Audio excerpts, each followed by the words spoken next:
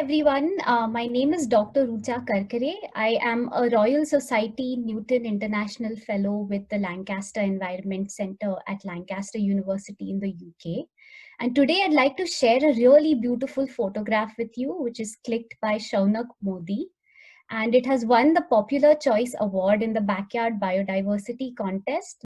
So the brilliant animal that you see in the foreground that is carpeting the sea floor is called a zoanthid.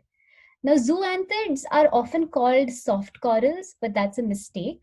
Although they fit in the same large taxonomic phylum called Cnidaria along with the corals, they have their own distinct order called the Zoantheria. In fact, they're more closely related to the sea anemone than they are to the coral.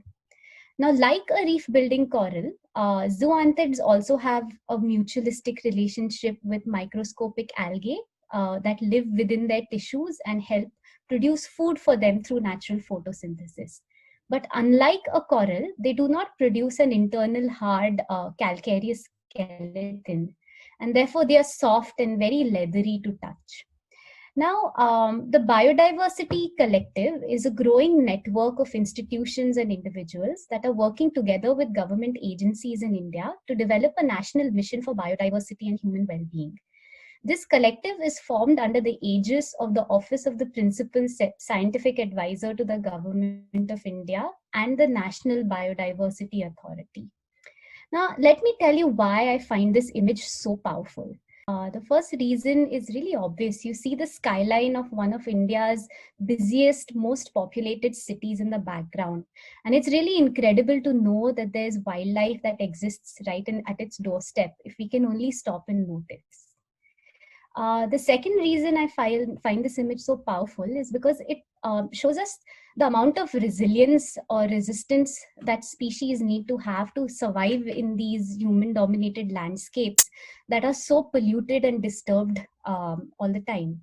And the zoanthid is one such animal that's able to withstand a lot of turbulent as well as turbid waters, and which is potentially why it's doing well in a city like Mumbai.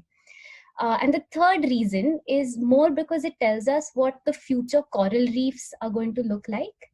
I mentioned before that zoanthids don't produce an internal calcareous skeleton unlike a coral. And so as oceans are getting more and more acidified, there's research showing that these zoanthids are in fact eating corals because they are able to do better in oceans that are warming and are getting more acidified. So really in the future, coral reefs are going to have a lot more zoanthids and a lot less corals, and this image is a striking reminder of that. So congratulations, Shaunak, and I really hope you all enjoy this image as much as I did. Thank you.